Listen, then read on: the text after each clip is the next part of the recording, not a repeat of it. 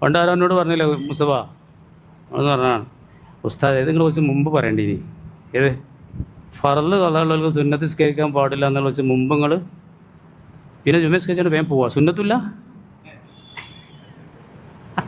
അതാണ് ചിലരൊക്കെ മനസ്സിലാക്കൽ. സെലിമിന് മനസ്സിലായോ? ഞാൻ പറഞ്ഞതല്ല കേട്ടോ, ആരോ പറഞ്ഞ് കേട്ടിട്ട് എന്നോട് ചോദിച്ചപ്പോൾ ഞാൻ പറഞ്ഞത്, ഞാൻ അതൊന്നും പറയാൻ നിൽക്കില്ല. കടലിലെ വെള്ളം നീരാവിയായിട്ട് ഉയർന്നിട്ടാണ് മഴ പെയ്യുന്നത്, അല്ലേ അല്ലേ? അങ്ങനെയാണ്, ആണ്. അങ്ങനെ ആയിക്കോട്ടെ, അവിടെ നമുക്ക് കുഴപ്പമൊന്നുമില്ല. ആ ഉപ്പുവെള്ളം അങ്ങനെ തന്നെ മഴ വർഷിക്കുകയാണെങ്കിൽ ഒരു വസ്തുവിന് വെള്ളം പറ്റുമായിരുന്നില്ല. ഭൂമിയൊക്കെ ആകെ ഊഷരമായി പോകുന്ന. അപ്പോൾ എന്തായാലും മറുപടി, അതിന് മറുപടി ഇവർ പറയുന്നത് എങ്ങനെയാണ്? അത് നീരാവിയായിട്ട് നിശ്ചിത താപമേറ്റ് വെള്ളം ബാഷ്പീകൃതമായി ഉയർന്ന് നീരാവിയായിട്ട് ഉയരുമ്പോൾ വെള്ളത്തിൻ്റെ മൗലിക ഘടകങ്ങൾ മാത്രമേ ഉയരുള്ളൂ, അതിൻ്റെ കലർപ്പുകളൊക്കെ അവിടെ തന്നെ. അത് പറഞ്ഞാൽ ഓലത് കഴിഞ്ഞു, നമുക്കവിടെ കഴിയൂല. അതെന്തേ അങ്ങനെ ആയത്? അത് യാദൃശികമാണോ? അതിന് പിന്നിൽ അള്ളാഹുത്തല്ലേ, അവനെ മാത്രമേ അവിടെ. അതാ അഫല തഷ്കുറെന്ന് ശുക്ർ ചെയ്യാൻ പാടുണ്ടോ എന്ന് അള്ളാഹുത്തല്ല ചോദിക്കുന്നത്. ഈ വെള്ളം ഉപ്പുവെള്ളമായില്ലല്ലോ. ഉപ്പുവെള്ളമാണെങ്കിൽ കുടിച്ചിട്ട് നമുക്ക് ജീവിക്കാനും കഴിയില്ല, അതുകൊണ്ട് ഒരു പുല്ലുപുഷ്പങ്ങളും ഉണ്ടാവില്ല. നല്ല എന്നാൽ ഞാൻ ഇങ്ങനെ വായിച്ചിട്ടുണ്ട്, കടലത്തെ വെള്ളം ഉപ്പുവെള്ളമായിരുന്നില്ലെങ്കിലും ഭയങ്കര അപകടമാണല്ലോ. എന്താ കരീമാജി? ആ, അതൊക്കെ വലിയ വലിയ ആളുകൾ എഴുതിയ പുസ്തകത്തിൽ ഞാൻ വായിച്ചതാണ്. ആ കടൽ കെട്ടി നിന്ന് ആകെ വെള്ളം ദുഷിച്ച് ഇവിടെ കരി പറക്കാൻ പറ്റില്ല എന്ന് ഞാൻ വായിച്ചാൽ കേട്ടോ. അതിനെ പറ്റിയൊക്കെ വേണേൽ ചിന്തിച്ചോളൂ. കെട്ടി നിന്ന് കുളത്തിലെ വെള്ളമൊക്കെ അല്ലേ ചില വാസന വരുന്നത്. അങ്ങനെ കടലെങ്ങാനും കെട്ടി നിന്ന് ദുഷിച്ചിട്ടുണ്ടെങ്കിൽ ഈ കരക്കാൻ പുറത്ത് ജീവിക്കാൻ പറ്റില്ല. ഉപ്പുവെള്ളം ആവണം. പിന്നെ നമുക്ക് ഉപ്പും വേണ്ടേ? പോത്തിറച്ചി മാത്രം കേട്ട് കാര്യമുണ്ടോ? ഉപ്പിടാത്ത ഇറച്ചി നോക്കിനോ? തിന്നോക്കിനോ? ഞാൻ തിന്നോക്കിക്കണേ, നോക്കിയതൊന്നുമല്ല, ഇടാൻ പറഞ്ഞതാ. അത് തൊള്ളേക്ക് വെച്ചരാറ് സ്പീഡ് തുപ്പും. കോഴിക്കറിയൊക്കെ ഉപ്പിടാത്ത കോഴിക്കറിയാണെങ്കിൽ. ഒരു കാരണം നോമ്പെറുക്കാൻ പോയത് ഒരാളിപ്പോൾ സൽക്കാരത്തിന് കോഴിക്കറി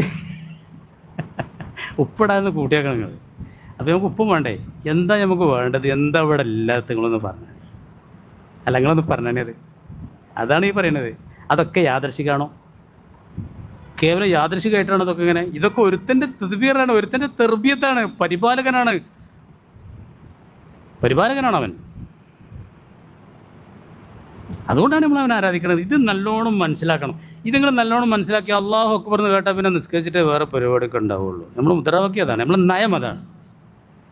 നമ്മൾ വീട്ടിലാണ്, നാട്ടിലാണ്, യാത്രയിലല്ല, സോക്കടൊന്നും ഇല്ലെങ്കിൽ അള്ളാഹു അക്ബർ കേട്ടാൽ പിന്നെ നിസ്കരിച്ചിട്ട് വേറെ പരിപാടിയൊക്കെ പാടുള്ളൂ.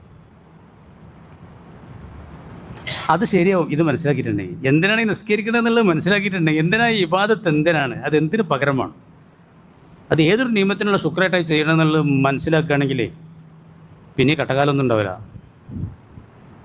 ഞങ്ങളിപ്പോൾ അധികം മറുപടി പറയാൻ കഴിയാതെ. ഇന്നലെ ഒരാൾ പറഞ്ഞു ഒരുപാട് കള്ളാവുണ്ട്, ഇങ്ങനത്തെ കാട്ട എത്രയെന്ന് അറിയില്ല. ഇപ്പോൾ ലോഹ നിസ്കാരം ആ സമയത്തും ഇന്നലെ ആൾ വിളിച്ച് പറഞ്ഞാണ്, ലോഹ നിസ്കാരത്തിൻ്റെ ടൈമും കള്ളാവ് വിട്ടാണ്, തഹജ്ജുദിൻ്റെ സമയത്തും നീച്ചാണ് കള്ളാവ് വിട്ടാണ്. അതുകൊണ്ടിപ്പം സുന്നത്ത് ഇല്ല, നമുക്ക് അള്ളാൻ്റെ ഒരു മഹബത്ത് ഉണ്ടാവില്ലല്ലോ. അതുകൊണ്ട് ഇനി എന്തെങ്കിലും സുന്നത്ത് വർദ്ധിപ്പിക്കാൻ പറ്റുമോ, പറഞ്ഞുതരാൻ പറ്റുമോ എന്ന് എന്നോട് ചോദിക്കാം ഒരാൾ. നല്ല ആളാണ്. നിങ്ങൾക്ക് എന്തെങ്കിലും പറയാൻ പറ്റുമോ?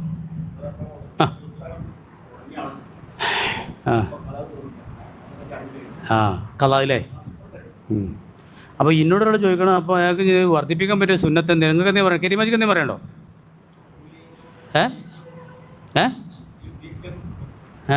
ഒന്നുമില്ല. മുസ്തഫ പറയണോ? ഞാൻ പറഞ്ഞുതരാം. ഞാൻ എപ്പോഴും പറയലുണ്ട്, നിങ്ങൾ മനസ്സിലാക്കാത്തതുകൊണ്ടാണ്. ഈ ഫറല് കള്ളമുള്ളവർക്ക് സുന്നത്ത് നിസ്കരിക്കാൻ പാടില്ല എന്നുള്ള മസലല്ല ഉള്ളത്. മസലുള്ളത് അവൻ്റെ ഫുൾ ടൈം കള്ളാ വിട്ടാൻ തിരിക്കണം എന്നുള്ളതാണ്. അപ്പോൾ സുന്നത്ത് നിസ്കരിക്കണമെന്ന് കള്ളാ വിട്ടാൻ കഴിയുമോ? അതുകൊണ്ടാണ് സുന്നത്ത് നിസ്കരിക്കേണ്ടതെന്ന് പറഞ്ഞത്. മനസ്സിലായോ? അത്രയും ഗൗരവമാണ് കള്ളാക്ക്. ഇങ്ങനെയൊക്കെ ചെയ്ത് അള്ളാഹ്ക്ക് 5 നേരം നിസ്കരിക്കണം എന്നുള്ളത് നിസ്കരിക്കാതെ വല്ലവയ്ക്കും പോയിട്ടുണ്ടെങ്കിൽ അത് വീട്ടിയിട്ട് വേറെ ഏത് പരിപാടിയും എന്താണ് മസല? സുന്നത്ത് നിസ്കരിക്കാൻ പാടില്ല എന്നല്ല. അപ്പം ഞാൻ സ്വലാത്തെല്ലാം പറയാം അവനോട്, പറ്റുമോ? ആ സമയം ഞാൻ എപ്പോഴും പറയില്ലേ, മൊബൈൽ തോണ്ടിക്കാനും പറ്റില്ല, പേപ്പർ വെച്ച് തീർക്കാനും പറ്റൂല, ഒരു പണിയും പറ്റൂല അവന്. പണ്ട് ആരോ എന്നോട് പറഞ്ഞില്ലേ മുസ്തഫ എന്ന് പറഞ്ഞാണ് ഉസ്താദ് ഏതെങ്കിലും കുറച്ച് മുമ്പ് പറയേണ്ടി ഇനി ഏത് ഫറല് കഥകളുള്ളവർക്ക് സുന്നത്ത് നിസ്കരിക്കാൻ പാടില്ല എന്നുള്ള വെച്ച് മുമ്പ് നിങ്ങൾ പിന്നെ ജുമ നിസ്കരിച്ചിട്ട് വേഗം പോവാ സുന്നത്തില്ല. അതാണ് ചിലരൊക്കെ മനസ്സിലാക്കൽ. സെലിമിന് മനസ്സിലായോ?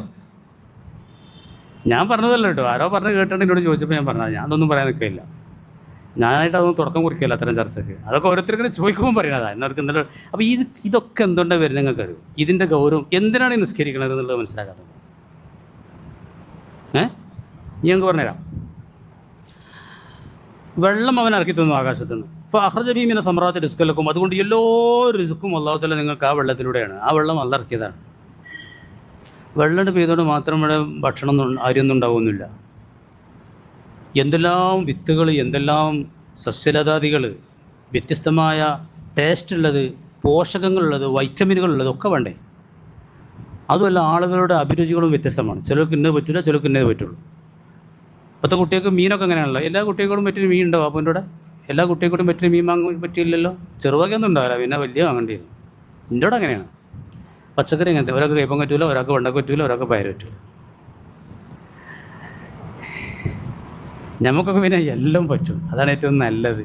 എല്ലാം തിന്നണം. എല്ലാത്തിൻ്റെയും വൈറ്റമിനുകൾക്ക് വ്യത്യാസമുണ്ട് അല്ലേ? അതിലുള്ള പോഷകങ്ങൾക്ക് വ്യത്യാസങ്ങളുണ്ട്. അതൊക്കെ ഈ ഭൂമിയിൽ വെറുതെ ഉണ്ടാവുമോ? ഇപ്പോൾ കഴിഞ്ഞ വെള്ളിയാഴ്ച നമ്മൾ കണ്ടല്ലോ, ജയർഷ, ഞാൻ തീർത്ത് പറഞ്ഞില്ല, രാത്രി ചോറ് കഴിക്കാതെ വരണമെന്ന് പറഞ്ഞു എന്നോട്. ഞാൻ പറഞ്ഞോ? നമ്മൾ ഭക്ഷണം കഴിച്ചുകൊണ്ടെന്ന് ഞാൻ പറഞ്ഞു രാത്രി ചോറ് കഴിക്കാതെ വരണമെന്ന് പറഞ്ഞേക്കണ്. അപ്പോൾ എന്താ കാരണം എന്ന് പറയുന്നത്, ബിരിയാണി ഭയങ്കര ടേസ്റ്റ് വെച്ച് നോക്കും. എന്താ വെച്ചാലും മറ്റേ അരിയാണ്, നമ്മൾ നാൾ പറഞ്ഞ അരിയില്ലേ, 200 റുപ്യൻ്റെ, എന്താണ്, എന്താ അരിയാ? കയമ്മരി.